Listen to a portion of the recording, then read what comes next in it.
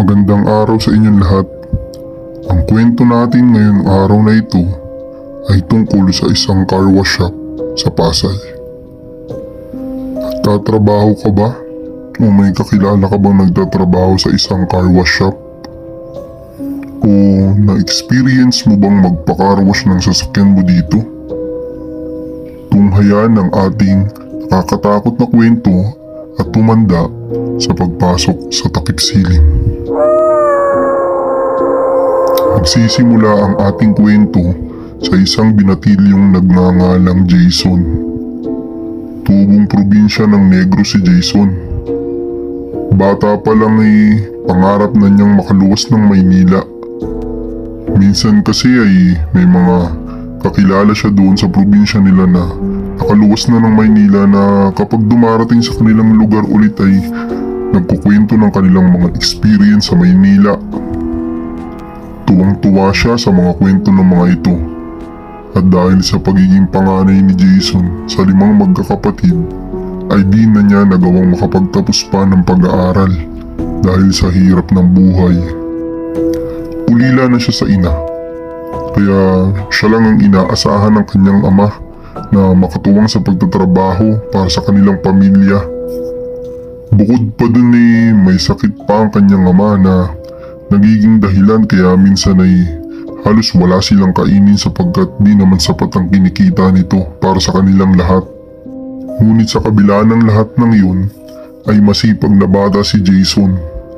Di kahit kailan ay di niya nagawang magreklamo sa ama kahit nahihirapan na ito. Ayaw niyang biguin ang kanyang inang yumao sa bilin nito na huwag niyang papabayaan ang kanyang ama at kanyang mga kapatid. Maaga silang naulila sa ina. Nagkasakit ito ng kanser sa baga. At dahil sa hirap ng buhay ay di na nila nagawa pa itong ipagamot. Sapagkat pagkain pa nga lang nila ay hirap na. Paano pa ang ibabayad nila sa doktor kung sakaling ipapagamot nila ito? Kaya mula noon ay mas dinoble pa ni Jason ang pagtulong sa kanyang ama. Minsan, habang nasa bukid ito ay tumutulong naman si Jason sa pag-harvest ng mga manok sa isang malaking poultry doon. At kahit papano ay kumikita naman siya doon.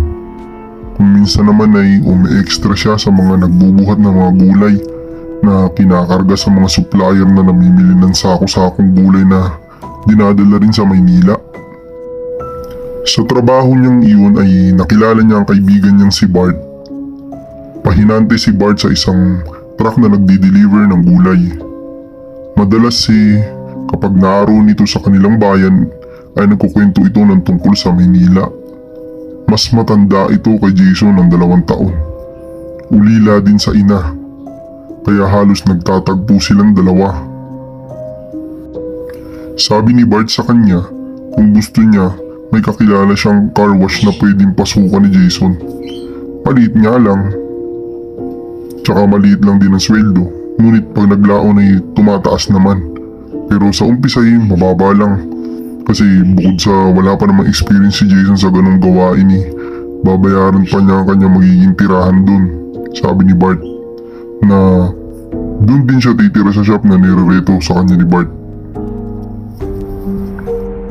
Umalis na nga ulit si Bart pabalik ng Maynila dahil nakuha na nila ang mga dapat nilang bilhin para sa kanilang amo sa Maynila.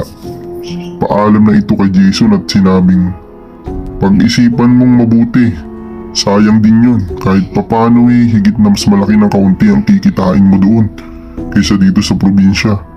At napaisip nga si Jason habang naglalakad pa uwi. Gabi na nung umuwi siya. Isip pa rin siya ng isip sa inaalok sa kanya ni Bart. Hapunan na noon at nasa hapagkainan silang mag-ama. "Oh Jason anak, kumusta ang araw mo?" "Ayos lang ho itay," tugon ni Jason sa kanyang itay. "Naalala niyo po ba si Bart?" tanong ni Jason. "Sino? Yung painanting kaibigan mo?" tugon naman ang kanyang ama. "Oo itay, siya nga ho." "O anong meron sa kanya anak?" Bali tay, inaalok niya ako na lumuwas ng Maynila. para sana magtrabaho roon sa isang car wash. Kilala niya ang amo. Pwede ba akong mamasukan doon, tay? Saglit na tumitig ang kanyang ama sa kanya at sinabing, ikaw anak, kung anong desisyon mo. Ayos lang, malaki na rin naman ang kapatid mong si Ferdy. Tingin ko naman kakayanin niya ang mga gawain. Biglang napalingon si Ferdy. Kuya Jason, aalis ka? Iiwan mo na kami? At kita ni Jason ang lungkot sa mga mata ng kanyang kapatid. Nalulungkot man din ay sinabi na lang din ni Jason na huwag itong mag-alala dahil kada 6 na buwan ay pipilitin niya magpaalam para umuwi sa kanila. Huwag kang mag-alala, Ferds, bibigyan ko kayo ng maraming pasalubong. Isipin mo, gagawin lang ito ni Kuya para kahit papano makaluwag lang tayo sa buhay. Mahirap man ay kailangan. Saglit lang yung 6 na buwan, Ferds. Hindi mo namamalayan yun. Balik na ako ulit. Malungkot man ay sumang-ayon na lang si Ferdy sa kanyang kuya. Wala naman siyang magagawa kung naising lumuwas ng kuya niya dahil alam niya na noon pa ay nais na talaga nitong lumuwas sa Maynila. Kaya pumayag na rin ito sa nais ng kanyang kuya. Lumipas ang 1 linggo at muling nagkita ang magkaibigang Bart at Jason. O ano pre, okay ba sa iyo yung inaalo ko? Biglang naitanong ni Bart kay Jason. Nakausap ko na yung amo dun at wala naman daw problema kung wala ka bang experience. Tuturuan ka na lang daw niya. O ano pare, pahig ka na ba? Oo pre, nakausap ko na si Itay at nagpaalam na din ako sa kanya na bala kong lumuwas papuntang Maynila para pumayag sa alok mong trabaho roon. Bilang isang empleyado sa car wash, tubo naman ni Jason. Huwag kang mag-alala pre, sagot kita. Sambit naman ni Bart. Oo pre, salamat ha, sabi naman ni Jason. Pre, dun ka na lang sa likod ng truck sumakay ha. Huwag kang mag-alala pre, libre na ang pamasahe. Yun nga lang, magtsatsaga ka nga lang kasama ng mga gulay. Biglang tawa ni Bart. Oo pre, walang problema, gulay lang pala sanay ako dyan. Kalabaw nga minsan katabi ko Biglang nagkatinginan ng dalawang magkaibigan at sabay humagalpak ng tawa. Oh Bart, Jason, tara na, sabi ng driver na si Mang Jude. Sakay na at nang tayo makaalis na. Nakatulog si Jason sa biyahe. Di na niya namalayang nakarating na pala sila ng Maynila. Halos buong araw din silang nasa barko. Pagdating sa Maynila ay inihatid na ni Bart at Mang Jude si Jason sa magiging amo niya. Oh, paano Jason? Maiwan ka na namin, sabi ni Bart. Sige pre. Salamat ha, laking tulong nito, tugon naman ni Jason. Kinabukasan ay tinuro ng amo niya kay Jason ang mga gawain niya sa shop. Bali, maglilinis siya doon at papanatilihin lang na malinis ang area. Katapos niyang magtrabaho, hanggang 6:00 lang ang pasok.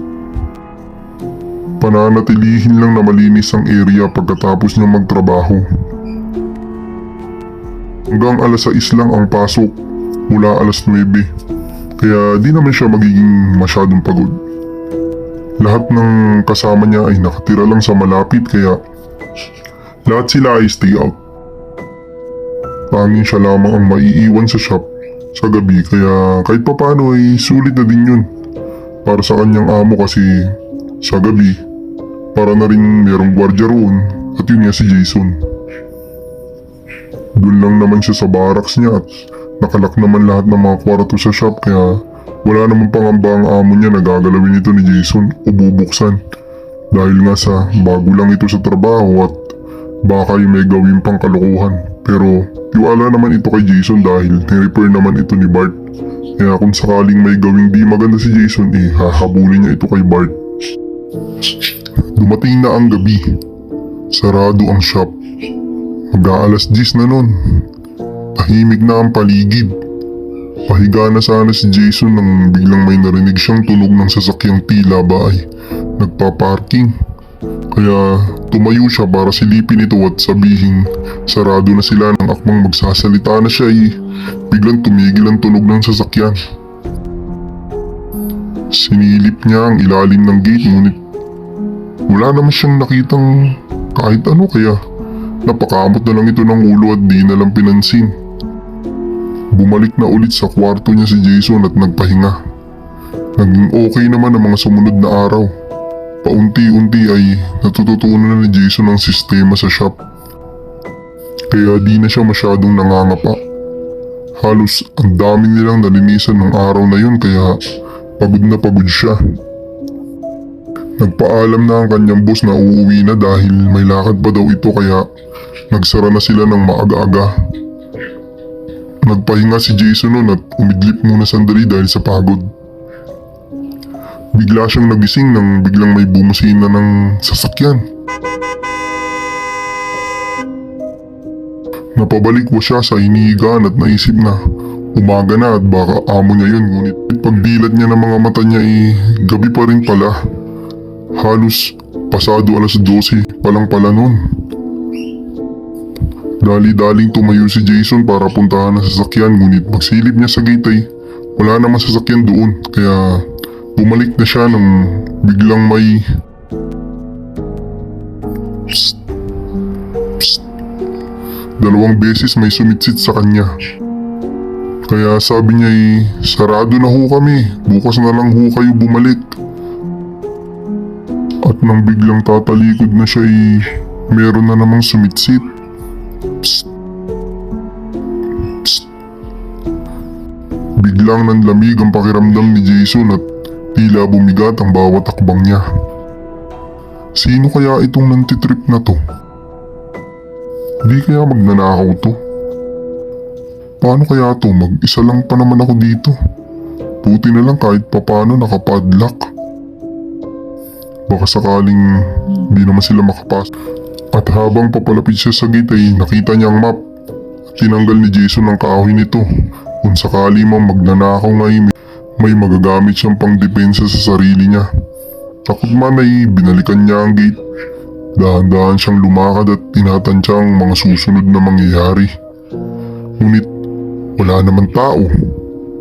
Sino ba yun? Biglang tumayo ang balahibo ni Jason nang biglang maalala nito ang kwento ng kanyang kasama na madalas daw paggabi nung siya pa ang nag-i-stay-in sa shop palaging may mga sumisitsit sa kanya. Ngunit pagpupuntahan naman niya wala naman kaya ang ginagawa ng kasama niya noon ay bumabalik ng kwarto at pinipilit na matulog. Takot man sa kwentong iyon ng kasama ay di niya yung pinansin. Pero ngayong nararanasan niya mismo ng personal iba pala ang kaba at takot. Psst. Psst. Umulit-ulit ang pagsitsit sa pangatlong pagkakataon. Mas dumoble ang kaba at kabog ng dibdib ni Jason. Alam niyang hindi nga ito tao. Kaya pumikit siya habang papalapit sa gate. May natanaw siyang isang lalaki nakatayo na di niya makita ang muka. Pero sigurado siyang lalaki iyon kaya bigla niya itong sinigawan na, "Hoy, lakas ng trip mo ah. Gusto mo banatang kita dyan?" Ngunit di natinag ang lalaki nakatayo sa dilim. Dahil sa nangyaring yun ay natakot si Jason at yumuko siya. Unti-unti niya sinilip ang ilalim ng gate para tingnan kung nandun pa ang lalaki. Oo, nandun pa. Nandun pa rin ang lalaki. Ngunit pagsilip ni Jason ay wala itong mga paa. Nakalutang ito sa ere. Halos tila na wala ang init ng dugo ni Jason sa buong katawan niya at napalitan iyon ng kakaibang lamig na humilakbot sa kanyang buong pagkatao. Para siyang napako sa kanyang pwesto na tila ba ay parang sinimento ang kanyang mga paa sa bigat ng kanyang pakiramdam. Hinugot ni Jason ang tatitira pa niyang kakaunting lakas ng loob para tumakbo papuntang kwarto. Nanginginig ang kanyang buong katawan sa nakita at nang mabuo ang loob ni Jason ay walang lingon-lingon siyang tumakbo papuntang kwarto niya. Biglang sara niya ng pinto at talukbong ng kumot. Di niya magawang lumabas sa pagkakatalukbong sa takot niya. Kaya nagdasal siya na sana mawala na ito at pinilit niyang ipinikit ang kanyang mga mata. At nagulat na lang siya nang biglang may bumusina. Sa takot na naramdaman niya ay di niya magawang lumabas hanggang sa napansin niyang umaga na pala. Nakatulog pala siya. Jason, Jason, buksan mo itong pintuan, magbubukas na tayo, sigaw ng kanyang amo. At dun pa lang niya napagtanto na amo niya pala ang bumusina. Kaya dali-dali niya itong binuksan at nakiusap siya sa amo na kung pwede mag-stay out na lang siya at pumayag naman ang amo niya dahil after 2 days may papalit naman sa kanya na mag-i-stay in doon. Kinuwento niya kay Bart ang nangyari sa shop nang bumisita ito sa kanya. At nakiusap na kung pwede ihati na lang sila sa inuupahan niya basta wag lang siyang matutulog ulit dito sa pinapasukan niyang trabaho dahil sa mga nakakapanindig balahibong pangyayari na naranasan niya at yun ang di malilimutang experience ni Jason sa buong buhay niya. Ikaw, nakapagtrabaho ka na ba sa car wash shop? Try mo na rin bang mag-stay in sa shop ng amo mo? O kaya naman inaabot kang mag-isa sa shop ng pinapasukan mo? Subaybayan ang susunod na kwento at samahan ninyo akong muli. Hanggang sa susunod na pagsapit ng takip siling.